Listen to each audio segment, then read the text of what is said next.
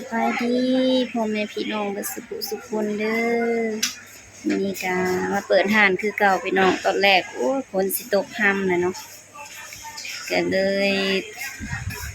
หยุดย่อนๆจักสิมาบ่มาสุดท้ายก็ได้มาเปิดห้านเนาะพี่น้อง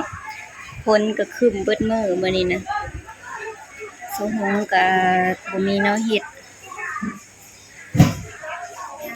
บ่มีเวียกบ่มีงานอิหยังเนาะพี่น้องเนาะนั่งว่างๆเล่นแต่โทรศัพท์ก็เลยหาแนวเฮ็ดแหน่จักหน่อยหนึ่งเนาะก็คือขนเครื่องออกไปปัดไปเมียนแล้วก็สิขนมาใส่คือเก่าเนาะตอนขนน่ะบ่ได้ถ่ายมาถ่ายตอนนั้นเก็บใส่เอาเลยเนาะนุ้นอันนี้ขึ้นโตขึ้นเนาะไปเบิ่งไปส้มนำกันเลยพี่น้องตอนนี้ก็ร้อนแฮงตัวนี้ก็เหือสุ่มเบิดแล้ว ปิ่นพัดลมมาใส่อากาศก็ครึมคือฝนสิตกตอนแรกว่าสิตกแล้วฝนนี่นะบัดพอเอาไปเอามาแล้วก็คือสิบ่ตกแล้วแหละจะสิท่าตกตอนใดก็บ่ฮู้เนาะก็บ่ตกก็ดีคือกันพี่น้องสะหงก็บ่มักอันเปื้อนไปมายากเนาะแต่ผู้ที่เขาเจ้าอันดำนาเขาเจ้าอันนั้นก็ท่าให้ฝนตกอยู่แล้วปานนี้ เมื่อวานนี่ไปนาหญ้าโอ้ยบ่ตกจักเทื่อเพิ่นว่าฝนก็ได้ท่าอยู่ซาสะหงนะบ่อยากให้ตกแล้วเนาะพี่น้อง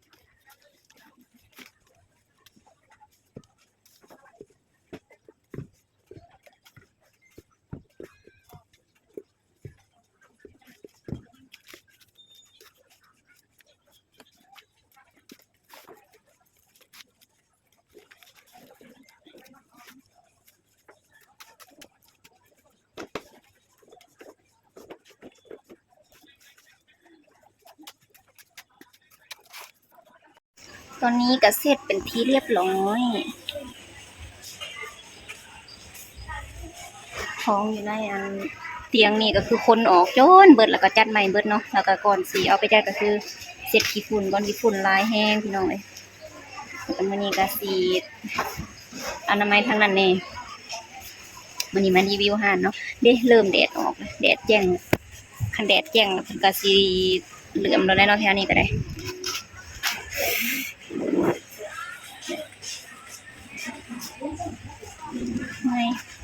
ไม่ลายว่าโดนสิได้ทำความสะอาดเนาะแม่ค้าก็เป็นคนดุแน่กว่ามันนี่ก็ได้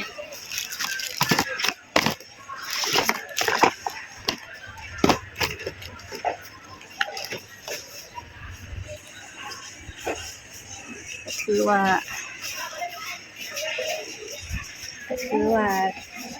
บ่หัวเป็นน้ำวันบ่หรือเป็นน้ำดุเองเนาะมื้อนี้ก็ได้ ไปต่อเลยจ้ามันบ่แล้วง่ายดอกค่อยเฮ็ดไปเนาะเฮ็ดผู้เดียวบ่ค่อยฟ้าวปานใดดอกพี่น้องเมื่อยแล้วก็เศร้า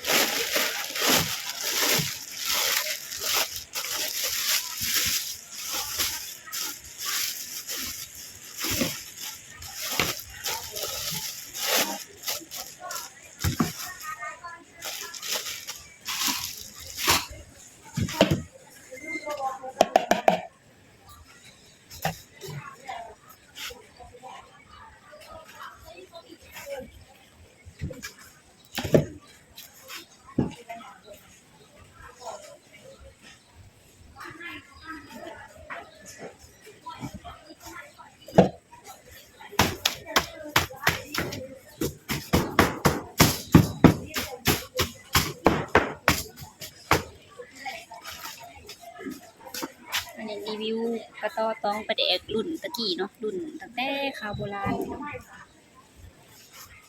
ยังมีอยู่เนาะ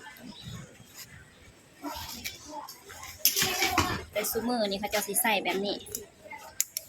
แต่ว่าส่วนหลายนะคะเจ้าสิถามหาแต่รุ่นตะกี้เนาะ